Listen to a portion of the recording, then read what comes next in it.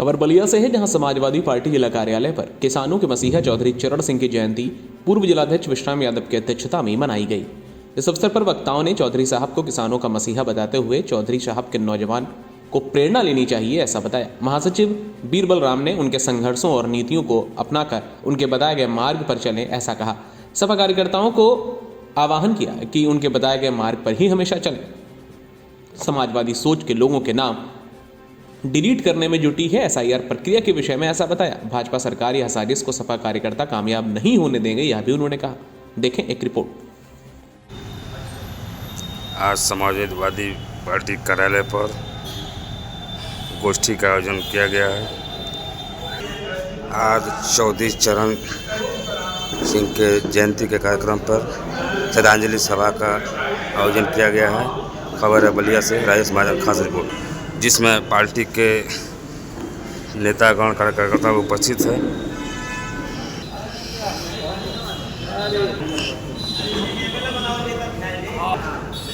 हाँ सर, अपना परिचय दें। बीरबल राम, जिला महासचिव समाजवादी पार्टी बलिया। तो आज सपा कार्यालय पर सभी नेतागण कार्यकर्तागण उपस्थित हैं, क्या है आज का कार्यक्रम? आज श्रद्धेय चौधरी चरण सिंह जी, जो देश के 5वें प्रधानमंत्री रहे हैं और उत्तर प्रदेश के 2 बार मुख्यमंत्री रहे हैं, आज उनकी जयंती हम लोग मना रहे हैं और उनके संघर्ष जीवन पर चर्चा कर रहे हैं।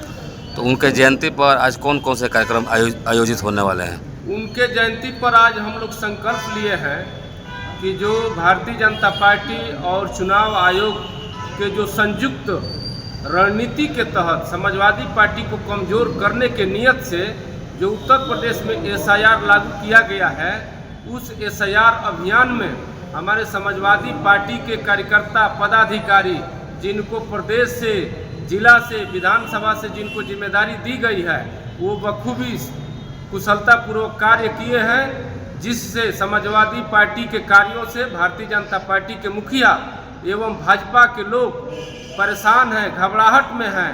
इसलिए इस प्रदेश के योगी जी मुखिया जो हैं, वो अधिकारियों पर दबाव बना रहे हैं, बीएलओ पर दबाव बना रहे हैं, गलत नाम जोड़ने की साजिश चल रही है। अपने बीएलओ से दबाव ये बनाया जा रहा है कि फार्म 6 के तहत कुछ गलत नाम जोड़ा जाए, जिससे समाजवादी पार्टी सावधान और सचेत है।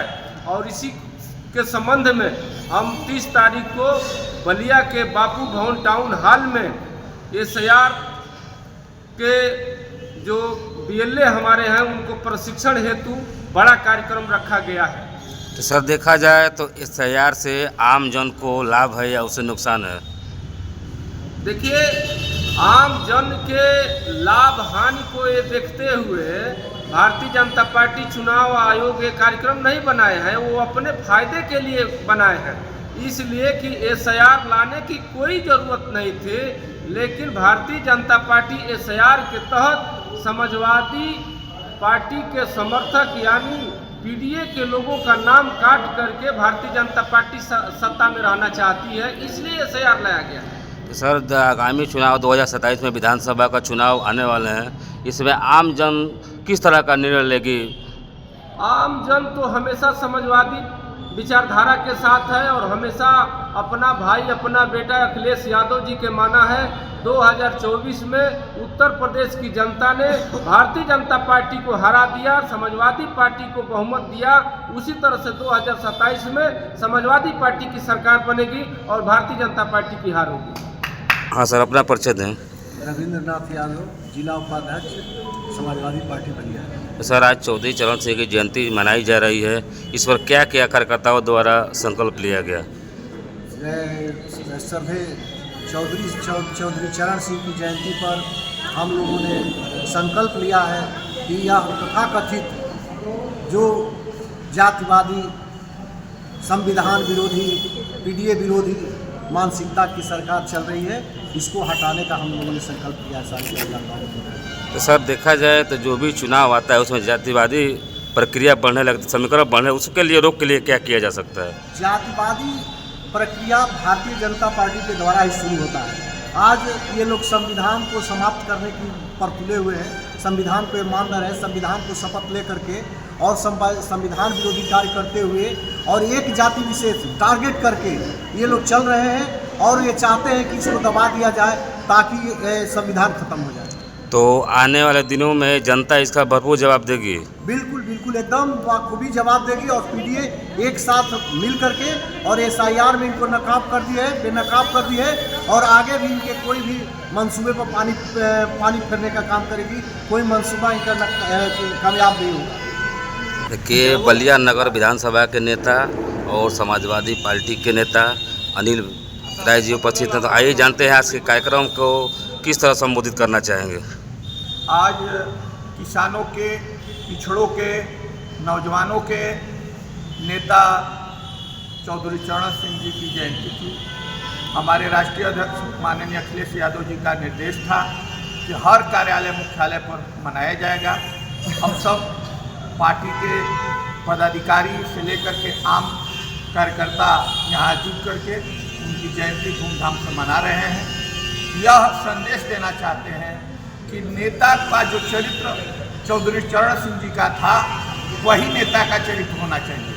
पद के लिए, पद पर बने रहने के लिए नैतिकता को ख़त्म नहीं करना चाहिए और नैतिकता के आधार पर जो मूल बिंदु है उस पर काम करना चाहिए, जिससे कि समाज में भाईचारा बना रहे, जातिवादी व्यवस्था खत्म हो, मानव को एक समान का दर्जा प्राप्त होना चाहिए, धर्म और जाति पर काम नहीं होना चाहिए। लेकिन वर्तमान की जो पार्टी है, चाहे वो केंद्र की सरकार हो या राज्य में हो, दोनों जगह केवल धर्म और जाति की राजनीति हो रही है। धर्म में एक दूसरे को बांटा जा रहा है। कैसे कोई ऐसा वो रहना दिया जाए, बात दूसरे पर थोपी जाए। यदि वर्तमान में बेरोजगारी, महंगाई, भ्रष्टाचार को बात होगा तो वो लोग 40 साल पीछे जा कर के जवाहरलाल नेहरू का नाम लेकर के बात करने का काम करेंगे। यह परंपरा नहीं होनी चाहिए। शर्म आनी चाहिए सरकार को कि 11 साल से आप सत्ता में बैठे हैं, इसके बाद भी एसआईआर के नाम पर कहते हैं कि घुसपैठी आ गए हैं भारत में। तो सत्ता आपके हाथ में है, सत्ता की चाबी आपके हाथ में है, सीमा आपके हाथ में है, सारी जितनी जांच एजेंसियां सब आपके हाथ में है। उसके बाद भी घुसपैठी किस आधार पर घुस जाते हैं सीमा में, इस पर प्रधानमंत्री से लेकर के गृह मंत्री को बहुत बड़ी शर्म आनी चाहिए और शर्म के आधार पर उनमें सुधार होना चाहिए। घुसपैठी घुसे कैसे? समस्या यह है कि आपकी सीमा है, आप वहाँ की सुरक्षा नहीं कर पा रहे हैं। आप ही कहे थे प्रधानमंत्री जब नहीं बने थे कि दोस्तों मैं सत्ता में बैठा हूँ, सारी सीमाएं, सारी व्यवस्थाएं प्रधानमंत्री के हाथ में रहती है। कैसे घुसपैठी घुस जाते हैं, आतंकवादी कैसे आ जाते हैं और आपके कार्यकाल में आतंकवादी आकर के हत्या करके चले जाते हैं, धर्म का नाम लेकर के चले जाते हैं और आप कुछ नहीं कर पाते हैं। तो ऐसे निकम्मी सरकार को 27 में उत्तर प्रदेश की जनता भगाने का काम करेगी और हम सबके चहेते नेता, दलितों, पिछड़ों, शोषितों, वंचितों, नौजवानों के नेता आदरणीय अखिलेश यादव जी को मुख्यमंत्री बनाएंगे और 29 में इस कालाघाती लोकतंत्र विरोधी सरकार को भी लोग हटाने का काम करेंगे। हाँ सर, आज के कार्यक्रम में किस तरह का कार्यकर्ताओं को और आने जो कार्यक्रम उपस्थित सबको धन्यवाद ज्ञापित करना चाहेंगे। आज कार्यक्रम था किसानों के मसीहा चौधरी चरण सिंह जी की जयंती है और इस जयंती पर जो किसानों की दुर्दशा हो रही है भारतीय जनता पार्टी की सरकार में, इसको सरकार को हटाने के लिए हम लोगों ने कमर कस लिया है, संकल्प लिया है और साथ ही जो एसआईआर के नाम पर जो वंचितों को, दलितों को, पीडीए के लोगों को नाम काट करके वो अपना उल्लू सीधा करना चाहते हैं, इसका हम लोग पुरजोर विरोध करेंगे, सड़क से लेकर के सदन तक करेंगे और यह उनके मनसूबा को सफल नहीं होने देंगे।